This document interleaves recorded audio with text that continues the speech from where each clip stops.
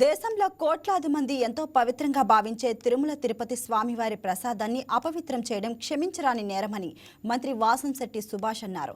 శ్రీవారి లడ్డు తయారీలో కల్తీ జరిగిందని నిగ్గుతేలిన వైసీపీ నేతలు నిస్సిగ్గుగా అసత్యాలు ప్రచారం చేస్తున్నారని ఎన్టీ గంటి హరీష్, బాలయోగి ఎమ్మెల్యేలు ఐతాబత్తుల ఆనందరావు, దాట్ల సుబ్బరాజు, ఎమ్మెల్సీ పేరాబత్తుల రాజశేఖర్, అంబేద్కర్ కోనసీమ జిల్లా అధ్యక్షులు గుత్తుల సాయితో కలిసి మంత్రి వాసంశెట్టి సుభాష్ మాట్లాడారు. తిరుమల లడ్డు కల్తీ వ్యవహారంపై వైసీపీ అధినేత జగన్ బాధ్యత వహించాలని డిమాండ్ చేశారు.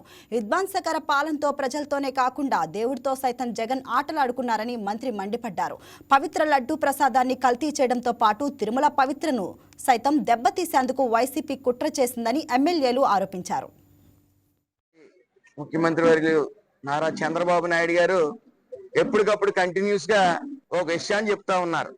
ముఖ్యంగా రాష్ట్రం ప్రజలందరినీ ఉద్దేశించి చెప్తా ఉన్నారు. ముఖ్యంగా అది వైసీపీ వాళ్ళకి కూడా తీసుకోవాల్సిన పరిస్థితి ఎంతైనా ఉంది. అంటే మన దినచర్యలో భాగంగా యోగాని ఖచ్చితంగా ప్రాక్టీస్ చేయండి, యోగాని చేయండి అని చెప్తా ఉన్నారు. మానసికంగా ఇబ్బంది పడుతున్న వైసీపీ వాళ్ళకి ఇది ఖచ్చితంగా అవసరం. జగన్మోహన్ రెడ్డి సైతం అందరికీ అవసరం. మానసిక ఉల్లాసం కోసం, మానసికంగా దృఢంగా ఉండటం కోసం ఈ యోగా అనేది ఖచ్చితంగా జగన్మోహన్ రెడ్డి అండ్ టీం దినచర్యలో భాగంగా చేసుకోవాల్సిందిగా నా విన్నపం. అయితే యోగా ఎందుకని హేళన చేస్తా ఉన్నారు వాళ్ళకి అర్థం అవట్లా. అలాంటి వాళ్ళకే యోగా అని. విజనరీ ఉన్న నాయకుడు చంద్రబాబు నాయుడు గారు కాబట్టి వాళ్ళు మానసిక పరిస్థితి బాగోలేదు, పెట్టుబడులు వస్తుంటే రావద్దని వాళ్ళ చేత వీళ్ళ చేత మెసేజ్లు పెట్టించడం, అదే విధంగా కల్తీగళ్ళ తయారయ్యారు. మొన్న 5 సంవత్సరాల్లో కూడా అన్ని కల్తీ చేసి పడేయటం. అందులో భాగంగా కలియుగ దైవం శ్రీ వెంకటేశ్వర స్వామి ప్రసాదం విషయంలో పూర్తిగా కల్తీ, ఆవు నెయ్యి గాని ఆవు పాలు గాని అసలు ఉపయోగించలేదు. దాంట్లో సింథటిక్ ఘీ మాత్రం ఉందని చెప్తుంటే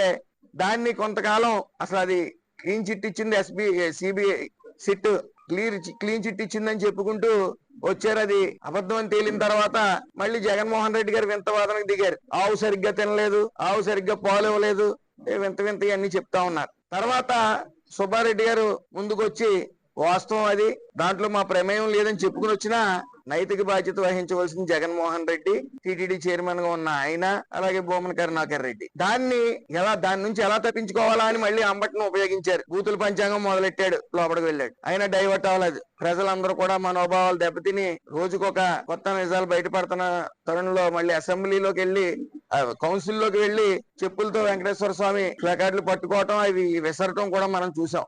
రోజు రోజుకి వాళ్ళ మానసిక స్థితి ఆందోళనకరంగా రాష్ట్రానికి ఓ విషవృక్షంలో తయారయ్యారు వాళ్ళందరూ కూడా. మరి మనం చూసాం, గతంలో చూసాం, సుబ్బారెడ్డి గారి భార్య సతీమణి జగన్ రెడ్డి రక్షక గోవిందా అని చెప్పి మాట్లాడటం చూసాం. ఆ శ్రీవారు విన్నారు. విని ఆయన రక్షకుడిని కాకుండా భిక్షకుడిని చేశారు. ఈ రోజున ప్రతిపక్షం కావాలని భిక్షాటన చేసే పరిస్థితికి వచ్చాడు ఆయన. కలియుగ దైవం వెంకటేశ్వర స్వామితో పెట్టుకుంటే. Please subscribe to YK TV Network. Please subscribe to YK TV. Please watch YK News.